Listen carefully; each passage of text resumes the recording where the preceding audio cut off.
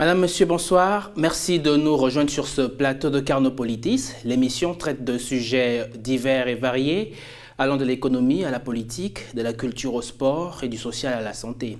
Ce soir, j'ai le privilège de recevoir une personnalité des plus importantes de la société civile gabonaise, secrétaire général de l'ONG Brain Forest et prix Goldman 2009. Ce prix, vous le savez, est l'équivalent du prix Nobel pour la défense de l'environnement.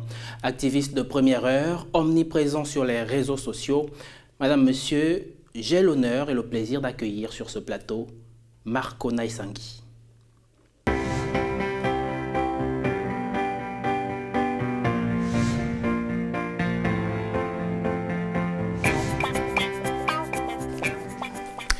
Marco Naïsangui, bonsoir. Bonsoir. Et merci d'avoir accepté notre invitation sur Carnopolitis. Vous êtes comme une aiguille recherchée dans une botte de foin. On a du mal à vous mettre la main dessus, Marco. Je suis tout le temps en déplacement pour mes nombreuses occupations et je suis désolé. Parce qu'effectivement, on avait rendez-vous depuis quelques semaines. Ce n'est qu'aujourd'hui que j'ai pu vous saisir. Tout simplement parce que je suis rentré au Gabon il y a une semaine. Et je suis très heureux de me retrouver parmi vous. Merci beaucoup Marco Naïsangui. Vous avez il y a quelques semaines été rencontré Hélène Gall, la conseillère de François Hollande pour les affaires africaines, la presque Madame Afrique de l'Élysée. L'entretien a porté sur des questions brûlantes de la société gabonaise. De quoi s'agissait-il? Je tiens d'abord à vous remercier pour non seulement m'avoir invité, mais aussi pour la qualité de vos installations. C'est la première fois que je suis invité ici, c'est très professionnel. Et je vous encourage à aller à faire un travail qui mérite d'être apprécié au niveau du continent africain et d'abord chez nous. Je pense qu'on a besoin de ce type d'outils. Alors pour répondre à votre question, je me suis rendu en France dans le cadre de mes nombreuses activités. J'ai été invité par des organisations françaises et européennes pour faire le point par rapport à tout ce que nous faisons ensemble dans une sorte de synergie, société civile du Nord et celle du Sud. Et j'ai profité de cette mission pour rencontrer des amis. Hélène Le Gall est une vieille connaissance. Depuis 2006, on se connaît. Et j'ai souhaité la rencontrer pour partager avec elle un certain nombre de préoccupations, surtout les sujets brûlants, les sujets économiques, les sujets sociaux. Et nous avons, une heure durant, parlé de certains sujets qui me préoccupent. Et particulièrement, il a été question d'attirer son attention sur la situation préoccupante qui règne au Gabon. Problèmes économiques, problèmes politiques, et surtout politiques. Vous savez que nous sommes à quelques mois des échéances électorales. Nous allons aux élections présidentielles en 2016 et par conséquent, au regard du climat actuel, il faut prendre un certain nombre de dispositions et nous, au niveau de la société civile, nous avons pris l'engagement de ne plus être des acteurs passifs, mais des acteurs très actifs dans ce processus. Et j'ai remis, après avoir discuté une heure durant avec elle, j'ai remis un mémorandum qui était adressé au président français. Pourquoi la France? Beaucoup se posent souvent la question. Pourquoi à chaque fois on interpelle la France alors que les Gabonais peuvent résoudre le problème? Il faut savoir que l'Occident est régi par les intérêts économiques. Les Occidentaux qui viennent chez nous, ce n'est pas pour nos beaux yeux, c'est parce qu'ils investissent, ils protègent leurs intérêts. Et donc c'est un acteur, la France est un acteur très important, quel que soit le sujet que nous devons aborder, la France est un partenaire important parce que le tissu économique gabonais est occupé à 80% par des entreprises françaises. Donc nous avons échangé et voilà. Alors vous avez quelque peu emboîté sur ma seconde question parce qu'effectivement, lorsqu'on parle de la France, la question d'après c'est pourquoi la France? Pourquoi une question gabono-gabonaise, une crise gabono-gabonaise n'est-elle pas réglée entre les Gabonais? Mais le prolongement de ma question est de savoir si effectivement ce n'est pas là une façon d'entretenir cette vieille France-Afrique qui est honnie par un certain nombre de chefs d'État aujourd'hui. Vous savez, je fais partie des acteurs africains qui luttent contre la France-Afrique. Mais il y a une réalité. Lutter contre la France-Afrique ne veut pas dire chasser les Français en Afrique. ne veut pas dire combattre les intérêts français en Afrique. Que ce soit les Américains, les Français, les Asiatiques, on est obligé, dans un monde mondialisé, nous sommes obligés de faire avec. Sauf que la particularité de la France est d'avoir été, c'est notre ancien colonisateur. Et par rapport à cela, les régimes que nous avons dans nos pays africains, les systèmes que nous gérons depuis des années, sont parfois soutenus par les Français. Je prends le cas du Gabon, ce n'est un secret pour personne. La France a soutenu tous les régimes installés au Gabon, de Léomba, Bongo Père et Ali Bongo. Donc on ne peut pas, comme ça, dire qu'on ne peut pas traiter avec la France. Nous sommes obligés de passer par là. Pourquoi? Parce que, comme je l'ai dit, la France a une part de responsabilité dans ce que nous vivons en Afrique. Une part de responsabilité. Il appartient aussi à la France de trouver une bonne partie des solutions au combat que nous menons. Alors vous nous laissez donc croire à sa mainmise totale ou partielle des États africains sur la durée des destins de tous les présidents? Je vous ai dit que 80% de l'économie gabonaise, j'aime parler du Gabon parce que je le connais mieux, 80% de l'économie gabonaise est détenue par les intérêts français. Ce n'est pas négligeable. Il reste 20%. Et dans les 20%, vous allez retrouver d'autres opérateurs asiatiques, américains, gabonais. Donc quand on détient 80% du tissu économique dans un pays, on a la même mise. Non seulement on a la même mise, mais on a une importante responsabilité dans la gestion, dans le quotidien de ce pays.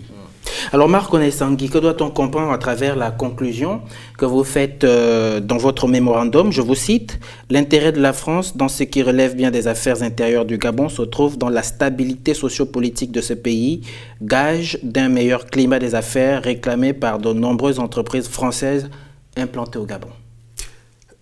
C'est très simple. C'est la raison pour laquelle j'ai cherché personnellement à leur dire un certain nombre de vérités. Regardez au niveau de la sous-région d'Afrique centrale. Nous avons en RDC un conflit qui dure depuis des décennies. Le Congo-Brazzaville a été impacté par un conflit dans les années 1997. Vous avez Boko Haram au nord Cameroun qui est en train de descendre. Imaginez une certaine déflagration au niveau du Gabon. Une déflagration qui serait due simplement à ce que nous avons toujours évité depuis 1990, c'est-à-dire des contestations électorales. Et je pense que s'il y a une déflagration au niveau du Gabon, le pilier Afrique centrale risque de s'effondrer parce que Boko Haram menaçant le Cameroun au nord, le Congo-Brazzaville étant menacé par le conflit en RDC et la République centrafricaine ayant connu ce qu'elle a connu, le Tchad, qui essaye quand même de sortir du lot, n'est pas épargné par toute cette instabilité. Et nous disons, si la France veut préserver les intérêts, surtout au Gabon, il va falloir que la France joue un rôle important en termes d'apaisement, en termes de médiation, en termes même de médiation, voilà. Et que la France ne devrait pas être indifférente à tout ce qui est en train de se passer au Gabon. Le débat politique, il est je dirais, très éprouvant, et ça passionne les deux camps. Il faut absolument que les uns et les autres, chacun joue sa partition, et la France a une part de responsabilité pour calmer les tensions. Et nous allons prendre nos responsabilités. Je pense que plusieurs sujets sont à mettre sur la table. Avant les élections présidentielles, nous avons imposé, enfin pas imposé, nous avons exigé qu'il y ait les réformes d'un certain nombre d'institutions. Les institutions, la Constitution doit être revue. Pourquoi la Constitution doit être revue? Parce qu'il faut revenir à la Constitution de 1991 avec une élection à 2 tours. Il faut réduire la durée du mandat présidentiel. Il faut revoir un certain nombre d'institutions comme la Cour constitutionnelle qui est détenue par une parente au président, ça ce n'est un secret pour personne. Il faut revoir le Conseil national de la communication qui n'est plus une institution républicaine mais une sorte de censure. Il faut revoir le fichier électoral, c'est-à-dire la biométrie. Il faut aller jusqu'au bout de la biométrie. Vous avez parlé de quelques mois seulement avant l'élection présidentielle. Est-ce que vous pensez que matériellement, je parle en termes de temps, on peut revoir tout ça dans l'espace-temps qui reste? On peut revoir tout ça. Je crois que depuis 1992, la société civile mène une campagne pour arriver à ce que nous avons appelé la conférence nationale souveraine. On peut lui donner n'importe quel nom des assises nationales, mais nous voulons tout simplement que le Gabonais se retrouve autour d'une table pour résoudre un certain nombre de problèmes qu'un million seulement d'habitants peut résoudre. Je crois qu'on n'est pas suffisamment nombreux, on a suffisamment le temps, même à quelques mois des élections, on peut y arriver. C'est une question de volonté politique. Est-ce que lorsque vous vous retournez vers la France, là voudrait dire que sur le plan national, vous avez essayé d'organiser ce genre de rencontres, vous avez essayé de nouer un dialogue avec toutes les parties qui doivent intervenir dans cette mutation sociopolitique et que vous n'avez pas eu de succès, le succès escompté? Je vous ai dit que la France fait partie des acteurs. Nous avons contacté au plan local, nous avons contacté un certain nombre d'acteurs, tous les acteurs politiques, de l'opposition, de la majorité, la société civile. Il restait un seul acteur qu'il fallait toucher, c'est la France. Et par conséquent, on ne pourra jamais nous reprocher de ne pas avoir contacté tel ou tel groupe. Donc nous allons prendre nos responsabilités à un moment donné quand on aura fait le tour de ceci. Ce qui m'amène à vous dire, par exemple, que depuis la semaine dernière, nous rencontrons les représentations diplomatiques pour essayer d'expliquer la même stratégie. Alors, Marc Kona, vous avez fait partie en 2012 des 50 Africains les plus influents du continent par le magazine anglais The African Report, mais ces différentes distinctions ne font pas l'unanimité sur votre personne dans l'opinion. Comment expliquer cela? Quel est votre avis là-dessus? On n'est jamais prophète chez soi. Je n'étais pas de ceux qui voulaient que je sois l'un des personnalités africaines les plus influentes. Je n'étais pas parmi l'équipe à San Francisco qui m'avait décerné le prix Goldman en 2009. Tout ce que je fais, je le fais à mon âme et conscience sans pour autant attendre une certaine récompense. Et je suis surpris que certaines récompenses tombent. Par exemple, au mois de mai prochain, je vais intervenir à Oslo dans le cadre d'un grand forum qui regroupe les grandes sommités de ce monde. J'ai été retenu parmi les Africains qui vont prendre part à cette grande rencontre. De manière innocente, je reçois ces invitations, je ne peux pas refuser. Je laisse à chacun la liberté de juger Marc Kona. La seule chose qui me guide dans tout ce que je fais, c'est ma conscience. Tant que ma conscience est tranquille, je ne peux pas dire que je n'ai pas de leçons à recevoir de qui que ce soit, mais il est évident qu'aucune personne ne fait l'unanimité. Exact. Voilà. Mais malgré cela, il y a quand même un certain nombre de vos détracteurs qui affirment que vous êtes, si vous voulez, un individu à la solde de grandes firmes internationales, peut-être de gouvernements occidentaux, pour essayer de jouer les troubles faits dans un pays africain assez paisible comme le Gabon. Tout ce que nous avons posé comme acte depuis des années, c'est d'appeler les Gabonais à se retrouver autour de la table. Je ne sais pas si en menant cette action, dire dialoguons, dialoguons, on veut déstabiliser les institutions. J'aurais aimé qu'on me dise, voilà, on a supprimé Marc Kona avec des mercenaires pour renverser les institutions, même si certains journaux m'ont attribué ce qualificatif. Mais je pense que, je l'ai dit, j'ai la conscience tranquille, nous n'avons aucun intérêt à ce que l'Afrique sombre. Regardez ce qui s'est passé il y a, je crois, hier. Tous ces Africains qui sont morts dans la Méditerranée parce qu'ils veulent regagner l'Europe, la terre promise.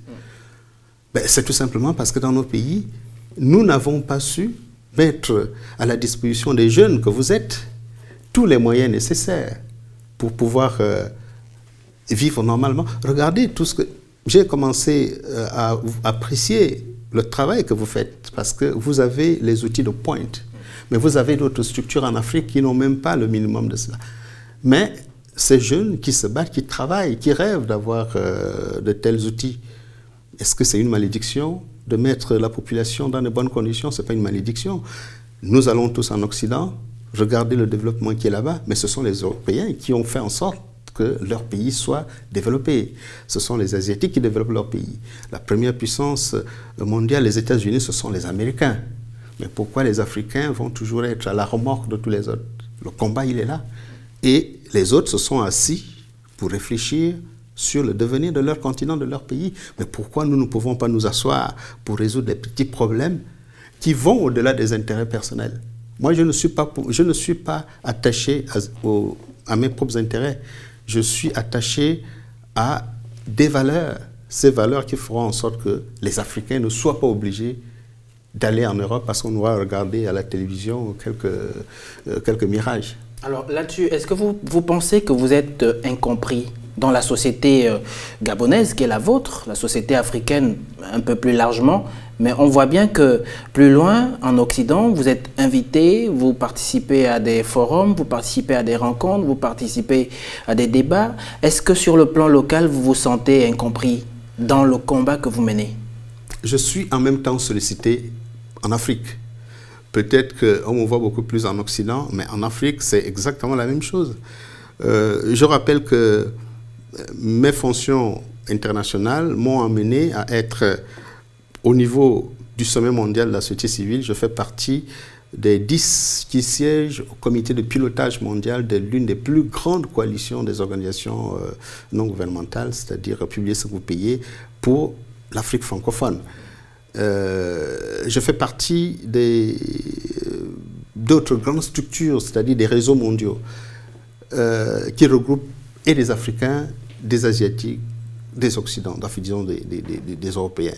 Mais je ne suis pas incompris. Le problème se situe au niveau de la culture. Quelle est la culture que nous voulons introduire dans la tête des Africains? C'est la culture politique politicienne. Ça veut dire la culture égoïste. Je ne me suis jamais présenté à une quelconque élection pour satisfaire mon ego personnel. Ça ne me dit absolument rien du tout. Mais j'ai toujours travaillé pour que les générations profitent un peu de ce monde qui devient beaucoup plus petit. Regardez les outils que vous utilisez. Tous ces outils sont les outils de pointe. Mais vous êtes une télévision africaine. Mais cette télévision africaine, elle est basée en Afrique, pas en Occident. Autant on peut acquérir ces outils de performants en Afrique, autant on peut faire en sorte que tout le continent africain soit aussi à la pointe comme les autres continents. Marc Onesangui, on vous voit traverser la carte du monde, hein, toujours entre deux avions, nous l'avons évoqué en début d'émission. Où en êtes-vous réellement dans votre combat pour les droits des citoyens et la protection de l'environnement? Est-ce qu'on peut faire un bilan d'étape? C'est vrai que le chemin, on peut le dire, est long pour vous, au regard de ce que vous dites, mais est-ce qu'on peut faire un bilan d'étape? Est-ce que vous estimez, vous sentez avoir remporté un certain nombre de batailles? Parlant du Gabon, j'ai l'impression qu'on a fait un bond en avant dans tous ces combats. On a fait un bond en avant, par exemple, dans le domaine de l'environnement, un bond en arrière, autant pour moi. Nous avons créé 13 parcs nationaux. Il y a une différence entre une réserve et un parc national. Un parc national a pour vocation non seulement de faire développer des activités génératrices de revenus, un parc national a pour vocation d'attirer les touristes, un parc national a pour vocation de renflouer les caisses de l'État. Sauf que depuis 2002 qu'on a créé ces parcs, je ne sais pas, les chiffres qui nous sont rapportés dans la loi des finances par rapport au fonctionnement des parcs nationaux. Mais l'État gabonais ne fait qu'injecter des moyens, de l'argent dans les parcs. Mais en retour, nous n'avons rien. Ça, c'est de un. De deux, quand on regarde la protection de la faune et de la flore, les chiffres qui sont avancés, les chiffres qui sont officiels, hein, qui sont avancés en termes de protection de la faune, pour moi, ces chiffres m'inquiètent. Quand on parle, par exemple, en 1993, de 2004 à 2014, qu'on aurait abattu dans un parc à Minkebe 14 000 éléphants. Et c'est un chiffre officiel. Qu'est-ce que vous voulez que moi je fasse? Ce sont des chiffres officiels. Et c'est dans un parc. Mais si on fait la sommation, si on fait la somme de tout ce qui a été abattu dans les 13 parcs nationaux. Alors comment expliquer qu'il y a autant d'éléphants abattus alors qu'il y a une agence nationale des parcs nationaux qui est là, qui gère ces parcs? Il y a, on le voit depuis quelque temps, le président de la République qui fait un certain nombre d'actions pour montrer que c'est véritablement son cheval de bataille, la protection de l'environnement, notamment la protection de l'éléphant. On l'a vu incinérer un certain nombre de défenses d'éléphants. Comment expliquer cela? Est-ce qu'il y a un problème de gestion des parcs nationaux? Est-ce qu'il y a un problème de sécurisation, d'observation, de surveillance? Il y a un problème d'application des lois. Il y a un problème d'application des lois, il y a un problème de séparation de pouvoir, il y a un problème de gestion de la ressource humaine et financière, il y a des problèmes à tous les niveaux. Problème au niveau de l'application des lois, vous savez, nous avons des beaux textes qui n'ont même pas besoin d'être retouchés. Il suffit tout simplement de les appliquer. Mais on a du mal à les appliquer. Parce que ceux qui les votent, ce sont ceux-là qui les violent. Quand on a violé la loi, ben, celui qui viole la loi, il doit être sanctionné. Sauf que celui qui sanctionne, celui qui doit sanctionner, c'est celui-là qui est complice de celui-là qui a été posé. Ça, c'est le serpent qui se mord la queue. Et nous avons un problème de séparation de pouvoir. Le pouvoir judiciaire, le pouvoir exécutif, le pouvoir parlementaire. Vous avez tous ces pouvoirs qui sont complètement confondus. On ne sait plus qui fait quoi, on ne sait pas qui est qui. Parce que nous avons un seul pouvoir qui a la suprématie de dicter tout ce qu'il a envie de dicter, c'est-à-dire le pouvoir exécutif qui dicte toutes les lois aux autres pouvoirs. Or, tous les pouvoirs sont des contre-pouvoirs. Et le véritable problème se situe à ce niveau-là. Parce que si les pouvoirs ne peuvent même plus se contrôler, ben, ce n'est pas la gestion financière qui va suivre. Donc, quand nous aurons assaini le paysage législatif, quand nous aurons résolu ce problème de contre-pouvoir, quand nous aurons une justice séparée de tous les autres pouvoirs, je pense que nous allons commencer à résoudre un certain nombre de problèmes qui se posent à nous. Ce n'est pas de l'argent, ce n'est pas un problème d'argent, c'est un problème juste que chacun fait le travail à son niveau, sans interférence d'un autre pouvoir. Donc les contre-pouvoirs dans une démocratie sont importants pour la bonne gouvernance. Et le problème du Gabon est un problème de bonne gouvernance. Il n'y a pas de bonne gouvernance si les pouvoirs ne se regardent pas en chaîne de faïence. Fin de cette première partie, je vous rappelle que Marc Onay Sangui, secrétaire général de l'ONG Brain Forest, est l'invité de Carnopolitis. On se retrouve dans la seconde partie.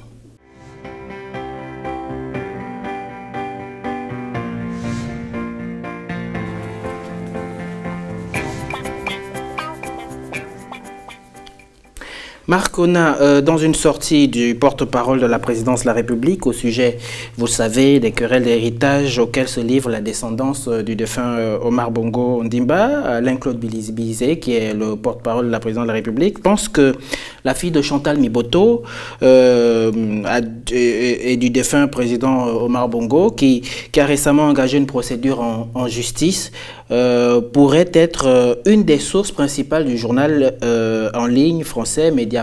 Quel est votre point de vue là-dessus, quand on sait que Mediapart est quand même un journal d'investigation?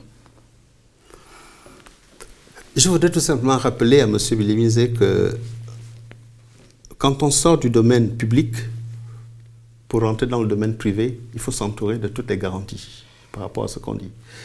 Parce que si on voudrait que tout le monde sache exactement ce qui se fait dans la maison Bongo à travers cet héritage, je ne sais pas si Bilizé était mieux placé pour donner son point de vue dans cette querelle familiale.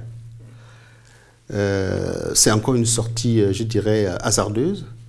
C'est une façon de se mêler les pinceaux. Maintenant, il est porte-parole de la présidence de la République. Est-ce que cela voudrait dire que ce qu'il a dit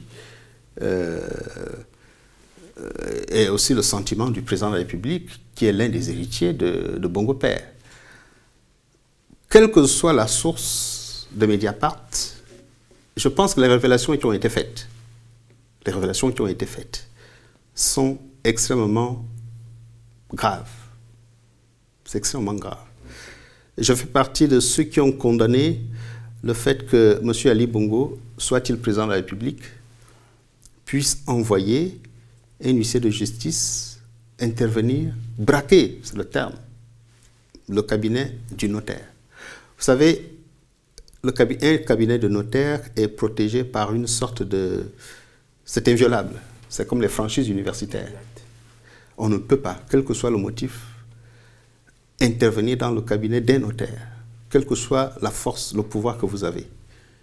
Et je pense que l'acte qui a été à l'origine de tous ces dérapages, c'est l'acte posé par M. Ali Bongo, héritier. Je dis M. Ali Bongo, héritier. Je ne parle pas du président de la République. Maintenant, s'il voudrait qu'on fasse une sorte d'amalgame entre le président de la République et Ali Bongo, héritier, c'est lui-même. Parce que quand il laisse son porte-parole venir intervenir dans ce type de débat qui ne relève que de la famille, bien, il nous laisse aussi, à nous, la possibilité de voir les choses, c'est-à-dire ouvrir la boîte de Pandore. Alors, autre question sur laquelle j'aimerais avoir votre point de vue, c'est une question un peu plus africaine. Les Sud-Africains sont en train de tuer les Africains, au-delà du caractère dramatique de la situation. Que doit-on lire dans ce fratricide qui devient récurrent Mais je ne peux que déplorer ce drame sud-africain. Et c'est ce qui arrive quand on déifie un individu. Vous savez, tout est parti des déclarations du roi Zulu. Et des pays comme l'Afrique du Sud avec... Aujourd'hui, il a démenti le roi Zulu. Mais il a démenti. Il est obligé de démentir parce que quand on suit ces déclarations, c'est pour ça que nous, qui sommes des leaders, les hommes politiques, doivent faire très attention aux propos qui sont tenus. Et avoir déclaré que tous les étrangers qui sont en Afrique du Sud doivent retourner chez eux suite à un accident, l'assassinat d'un Sud-Africain par un commerçant somalien, ça peut être un accident, un drame comme cela peut, on peut le vivre dans n'importe quel coin du monde. Et qu'une autorité hautement respectée tienne des propos xénophobes, ça donne ce que ça donne. Il lui appartient à lui aussi de calmer. La xénophobie, je pense que nous devons, nous tous, lutter contre ce phénomène à travers l'Afrique. Et j'aimerais rebondir sur ce drame sud-africain pour montrer à la face de l'Afrique ce que ce type de comportement peut conduire dans nos différents pays africains. Parce que la foule, par définition, est bête. C'est ce qu'on m'a appris en psychologie. La foule est bête. Et instrumentaliser la foule, ben, on arrive à de tels drames. Il va falloir que, au niveau africain, l'Afrique du Sud est membre de l'Union africaine. L'Afrique du Sud fait partie de ces puissances africaines qui ont une voix qui porte pour résoudre un certain nombre de conflits en Afrique. Mais cette Afrique du Sud ne doit pas être une sorte de... On ne doit pas pointer un doigt accusateur sur ce pays arc-en-ciel, surtout dans des situations aussi dramatiques que des cas de xénophobie. L'Afrique du Sud, après ce qui s'est passé dans le cadre de vérité et réconciliation, les peuples sud-africains se sont réconciliés. Il y a eu ce pays arc-en-ciel que Mandela, De Klerk et les autres ont mis en place. Et il faut entretenir, il faut maintenir cette cohésion sociale. Alors, sur le peuple sud-africain, quel est le carton que vous présenteriez? Il y en a un jaune et un rouge par rapport à leur comportement aujourd'hui vis-à-vis des peuples, des populations africaines. Qu'est-ce qu'on dirait au peuple sud-africain? Quel est le carton que vous leur présenteriez? Ben, je leur présenterai le carton jaune. C'est un avertissement. Parce que le rouge, c'est extrême. Ça veut dire l'exclusion. Non, je présenterai le carton jaune. C'est un avertissement. Ça veut tout simplement dire qu'il faut envoyer au peuple sud-africain un message de paix. Un message de... Il faut sensibiliser ce peuple. L'extrémisme n'a jamais, le jusqu'au-boutisme n'a jamais résolu le problème. Ce n'est pas par la force qu'on arrive à résoudre les problèmes. C'est par la négociation. Il faut se mettre autour de la table. C'est valable pour l'Afrique du Sud, c'est aussi valable pour tous nos pays africains. Ceux qui pensent qu'ils ont la force, qu'ils ont les armes, ceux qui pensent qu'on peut tout régler par la force, je pense qu'ils sont du mauvais côté de l'histoire. Le monde appartient aux négociations. Regardez l'Occident et l'Iran, ils sont arrivés à un accord dans le cadre des négociations nucléaires. Ils sont arrivés à un accord. Pourquoi ils sont arrivés à un accord? Ils se sont mis autour de la table. Mais certains en Europe et aux États-Unis étaient pour aller bombarder l'Iran, sans mesurer les conséquences. Regardez ce qui s'est passé en Libye. On est allé bombarder la Libye et le drame est là. On a du mal à le gérer. Or, si on s'était retrouvé autour de la table pour résoudre le problème libyen, je ne pense pas qu'on serait dans ces conditions. Heureusement qu'ils ne sont pas allés bombarder la Syrie. Je crois qu'on serait dans des situations beaucoup plus dramatiques. Rien ne vaut le dialogue. C'est pour ça que j'attribue un carton jaune en termes d'avertissement au peuple sud-africain, parce qu'on peut se retrouver pour résoudre ce problème. Et la situation peut s'expliquer, enfin, entre guillemets, parce que le peuple sud-africain aujourd'hui, les jeunes qui sont à 40% au chômage, expriment là une certaine colère. Il y a aussi un avertissement à donner au gouvernement sud-africain, un carton jaune ou rouge par rapport à cette situation, ce taux de chômage élevé dans la société sud-africaine. C'est la société sud-africaine qu'on voit aujourd'hui. Je crois que les jeunes constituent une bombe à retardement pour tous les pays africains qui pensent que le développement est un luxe. Le développement et la démocratie ne constituent pas un luxe pour les Africains. Et je l'ai dit en début d'émission, nous avons aussi le droit de vivre heureux avec les mêmes canaux de modernité que les Occidentaux. Le taux élevé du chômage en Afrique du Sud est révélateur de ce qui a été fait pendant l'apartheid, la période d'apartheid. On a, en quelque sorte, imposé le désœuvrement à ces jeunes noirs sud-africains.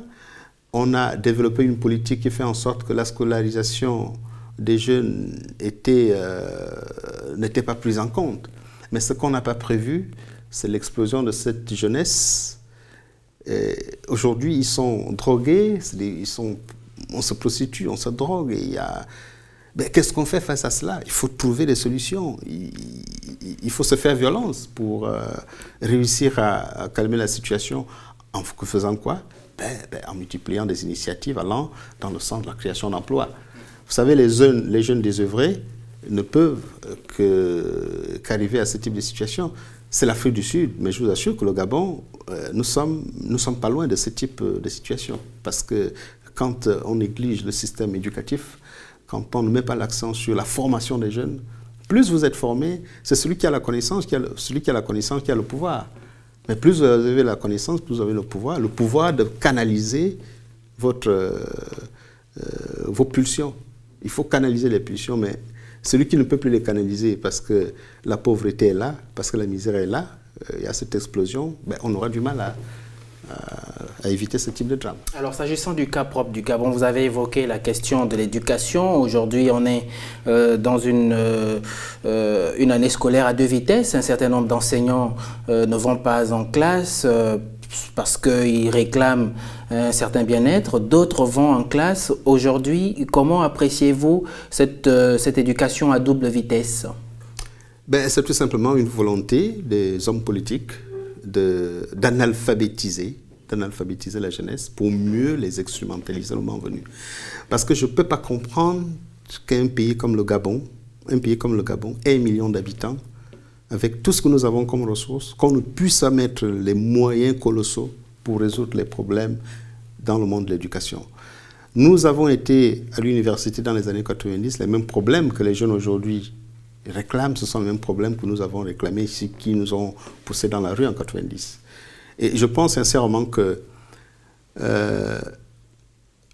j'ai visité plusieurs pays. Je suis allé par exemple en Australie. Vous savez, ce qu'ils font en Australie, ils ont des statistiques sur les jeunes qui vont sortir des bancs de l'école. Ils savent par exemple que cette année, nous aurons tel nombre de médecins, tel nombre d'ingénieurs, et ainsi de suite.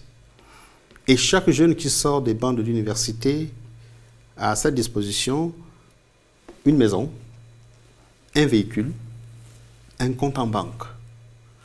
Une maison... Vous pensez que c'est possible au Gabon? L'Australie à quelle population et le Gabon à quelle population? L'Australie à quelles ressources naturelles et le Gabon à quelles ressources naturelles?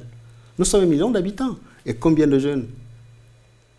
Vous savez, quand on regarde notre production, la production pétrolière, minière et même du bois, quand vous allez mettre le nez dedans, vous allez vous dire qu'il y a un crime qui est en train d'être commis dans notre pays, crime économique, crime au niveau de la scolarité, crime culturel, crime à tous les niveaux. Parce que tout ce que nous vivons au Gabon, personne au monde ne peut l'expliquer. On regarde nos indicateurs économiques. Je dis bien, on regarde nos indicateurs économiques. Moi, je l'explique. Après le scandale de la succession, le scandale de Delta Synergie, c'est là-dedans que j'ai compris tout le phénomène. Parce que quand on n'est pas capable, par exemple, de scolariser, de mettre les étudiants dans une petite université comme l'université du Gabon ou bien de Massoukou, on ne peut pas arriver à mettre les étudiants dans les bonnes conditions et qu'on passe un contrat avec l'université d'Oregon. J'ai visité l'université d'Oregon en 1990, en 2010. Mais l'université d'Oregon, c'est une ville dans une ville. Mais qu'on aille dépenser, je ne sais pas, 40 milliards dans cette université, dans un partenariat où je ne vois pas de traces à l'université ici. Or, si on mettait ces 40 milliards entièrement pour réformer toutes nos universités, on pourra résoudre le problème de l'éducation. Idem pour l'enseignement primaire et secondaire. Donc c'est une volonté, il faut laisser les choses comme ça pour mieux manipuler les jeunes le moment venu. Fin de la deuxième partie de cette émission. Je vous rappelle que Marc Onay-Sangui, secrétaire général de l'ONG Brain Forest, est l'invité de Carnopolitis. On se retrouve dans un instant.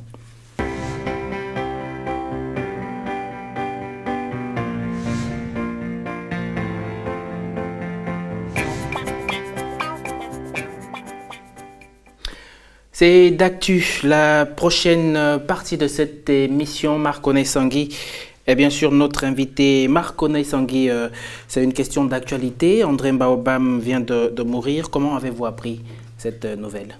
Avec beaucoup d'émotion. Je pense qu'on ne s'attendait pas à cette disparition. On savait très bien qu'il était malade et qu'il poursuivait le traitement hors du Gabon.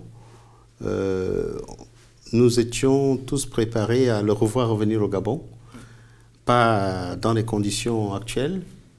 Et c'est une nouvelle qui nous a beaucoup affectés, quand je dis nous, les Gabonais, de tous les bords politiques, parce qu'au-delà de l'homme politique qu'il fut, c'était un Gabonais qui a marqué beaucoup de générations dans la vie politique gabonaise. Autant quand il était au parti au pouvoir et quand il est passé dans l'opposition, quel que soit ce qu'on peut lui reprocher, mais il avait des qualités humaines.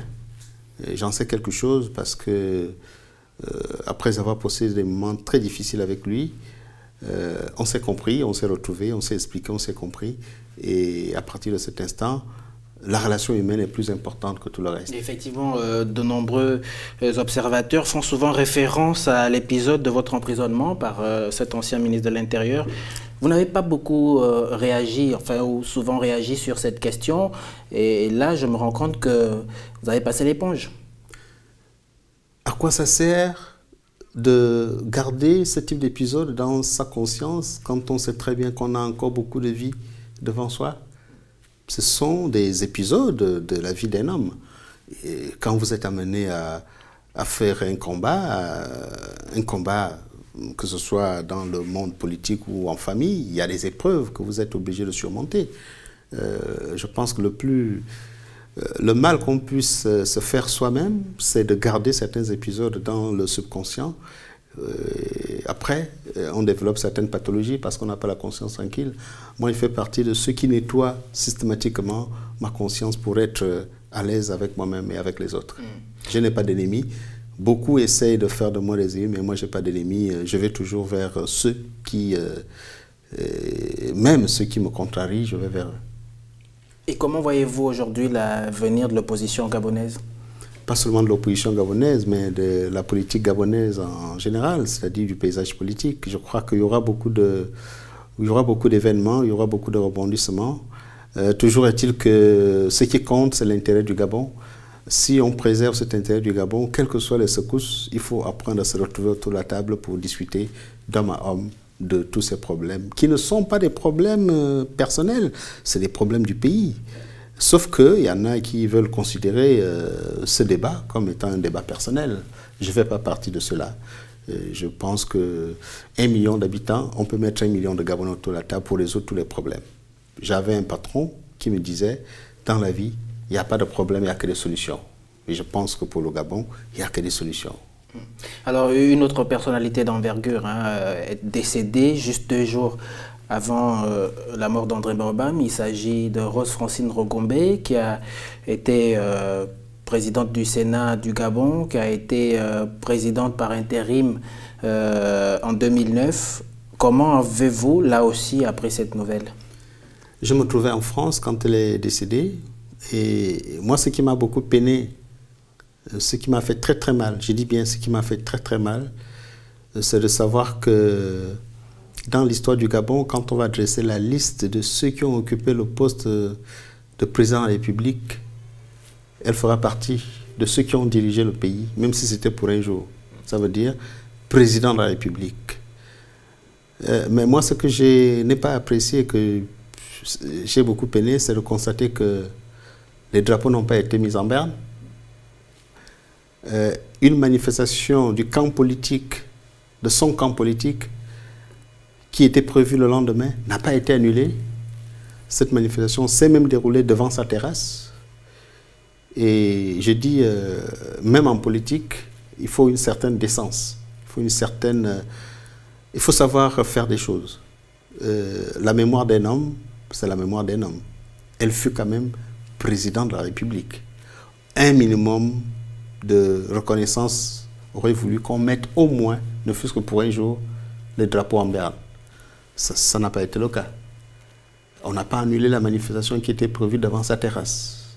Nous sommes en Afrique et il y a certaines valeurs qu'on devrait maintenir en Afrique, même si on fait de la politique. Dans nos villages, quand quelqu'un est mort, ben, on arrête de chanter, on arrête de danser, on pleure. Pourquoi chez nous on n'arrête plus de chanter, on n'arrête plus de danser? Pourquoi on ne pleure plus? Je dis, c'est regrettable. C'est une femme qui a occupé ses fonctions, qui a fait ce qu'elle avait à faire. Non seulement elle a occupé le poste de président du Sénat, d'une des premières institutions de la République, mais en plus, elle a occupé le poste, elle a été la première institution de la République présente pendant 3 mois. C'est pas négligeable. Je déplore cela. Et pour l'organisation des funérailles de ces 2 personnalités, c'est vrai qu'on le voit, on le sent, on sent beaucoup de tension dans l'air à Libreville. Quels conseils pouvez-vous donner de part et d'autre pour apaiser le climat? Je l'ai dit aux diplomates européens il y a quelques jours.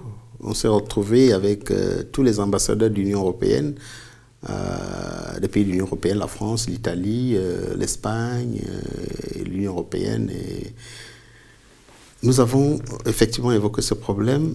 Tout ce que nous leur avons dit au niveau de la CITIV, nous leur avons dit, pour que les choses se déroulent très bien, il faut laisser les Gabonais s'exprimer, pleurer.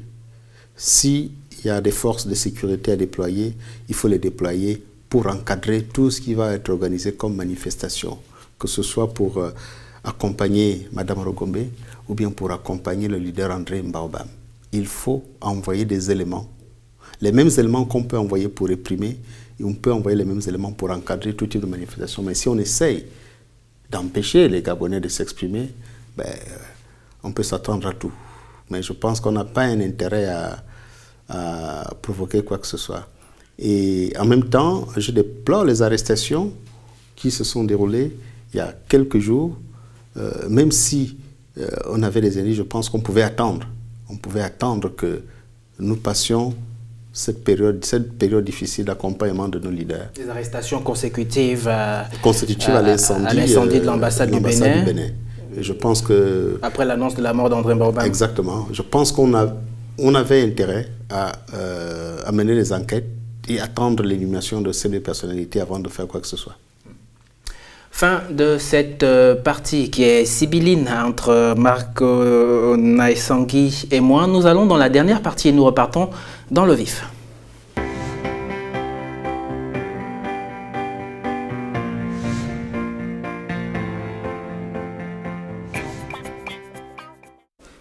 Marc Naessangui, vous avez beau être leader de la société civile gabonaise, vous avez quand même quelques sensibilités politiques. Quel est le candidat que vous soutiendriez en 2016? Je soutiendrai n'importe quel candidat de l'opposition pour qu'il y ait alternance. Parce que je pense qu'il n'y a pas de développement sans alternance, il n'y a pas de démocratie sans alternance. Il faut qu'il y ait une alternance. Nous subissons la famille Bongo depuis 1967. Je crois qu'il est grand temps qu'on tourne cette page. C'est pour ça que nous avons lancé en France un mouvement panafricain qui s'appelle Tournons la page. Tournons la page des enfants des présidents, tournons la page des dictateurs en Afrique. Il faut tourner la page de la famille Bongo au Gabon. Donc je soutiendrai n'importe quel candidat de l'opposition face au candidat du pouvoir. Et donc cette opposition, est-ce que vous ressentez une certaine organisation pour évidemment choisir quelqu'un qui pourrait la représenter? On voit bien qu'il y a beaucoup de choses en perspective, un pugilat qui ne dit pas son nom. Je ne suis pas de ceux qui pensent qu'il faut absolument avoir un candidat unique, parce que c'est une utopie. Et aucun pays au monde, dans une démocratie, aucun pays au monde n'a présenté un seul candidat de l'opposition. Aucun. Il n'y a pas d'exemple. Et pourquoi en Afrique, on voudrait qu'il y ait des candidats uniques? Le cas du Gabon est très révélateur. Depuis 1990, il y a toujours eu des élections. Les élections où l'opposition a gagné réellement les élections, il n'y a jamais eu un candidat unique. Je parle de 1993 où Mbaboussou l'avait gagné. On parle encore d'autres élections, même en 2009, où ce n'est pas le candidat du pouvoir qui avait gagné. Il n'y a jamais eu de candidat unique. Il y a toujours des candidats mieux placés que tous les autres qui font la différence. Donc je pense que la compétition elle est ouverte et les Gabonais sont suffisamment matures pour choisir le candidat le mieux placé. Marc Naessangui, la dernière question, il vous revient à vous de la découvrir et de la lire au public et puis vous allez y répondre. Marc Kona, beaucoup d'observateurs pensent que vous faites de votre activisme un fonds de commerce politique et au regard de votre presque omniprésence dans les grands rendez-vous internationaux, cela a plutôt l'air vrai ou non? Ben, écoutez, l'activisme est un fonds de commerce politique. Fonds de commerce, ça veut dire l'argent. Politique, ça veut dire partisan. Ben oui, je suis partisan. Je suis partisan, je lutte dans l'opposition. Je suis dans l'opposition. Pas l'opposition politique, mais l'opposition à un système. Commerce, je ne sais pas en quoi c'est un commerce. Je dirige une organisation non gouvernementale, Brain Forest. J'emploie des Gabonais qui sont payés avec des fonds que je vais chercher à l'international pour employer les Gabonais. Nous sommes 24. Si vous venez à Brain Forest, vous allez voir tous ces jeunes qui travaillent. Et pour moi, vous savez, le nouveau principe dans le monde, c'est les ONG sont des entrepreneurs sociaux. On n'est plus là pour ramasser des ordures. Nous sommes là pour créer de l'emploi. Quand dans un pays, une ONG peut embaucher 24 personnes, les payer, je pense que c'est ce qu'il y a de mieux. Moi-même, je suis employé de Brain Forest, je perçois un salaire. Tous mes collaborateurs perçoivent un salaire. Quand on dit un commerce, mais je ne sais pas quoi je ne roule pas dans l'or, je n'ai pas de maison, je n'ai pas de voiture. Pourtant, moi, ce que je pourrais comprendre par fonds de commerce politique, c'est qu'en fait, vous représentez une menace pour, évidemment, tous les bords politiques et qu'à un moment donné ou à un autre, vous pouvez brandir le chiffon rouge. Non, je n'ai pas l'ambition, sincèrement, je n'ai pas l'ambition de me présenter à une quelconque élection. J'ai 52 ans aujourd'hui, je crois que depuis 1990, je pouvais au moins me retrouver quelque part en dernière position sur une liste, même pour les locales. Ne fût-ce qu'en dernière position pour les locales. Je ne l'ai jamais fait. Il y a personne. Mais pourquoi vous ne le faites pas? Mais parce que c'est ma conviction. Tout le monde ne peut pas faire de la politique politicienne. Ce que nous faisons déjà est beaucoup pour le pays. Est-ce que pour développer un pays, on ne peut faire que de la politique politicienne, solliciter le suffrage des Gabonais? Non. Laissons la politique politicienne à ceux qui font la politique, à ceux qui sollicitent le suffrage des Gabonais et aux autres de faire ce qu'il y a lieu de faire. Ce que je fais déjà, création d'emplois, défendre l'environnement et surtout militer pour la bonne gouvernance, lutter contre la corruption, c'est déjà gros. Merci Marc Onesangui. Voilà, madame, monsieur, c'est la fin de cette émission. Mais avant de laisser partir Marc Ona, je vais lui demander de nous faire la courtoisie de signer le livre d'or de Carnopolitis.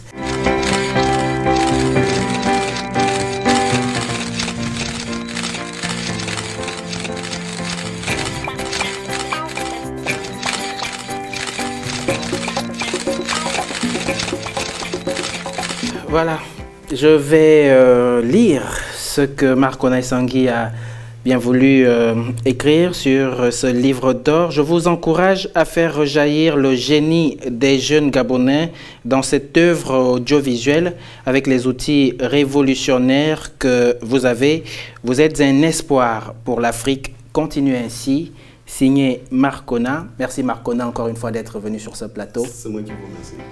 Merci à vous également d'être restés nombreux devant votre télévision. Retenez que Carnopolitis, c'est le tout politique dans une société en perpétuelle mutation.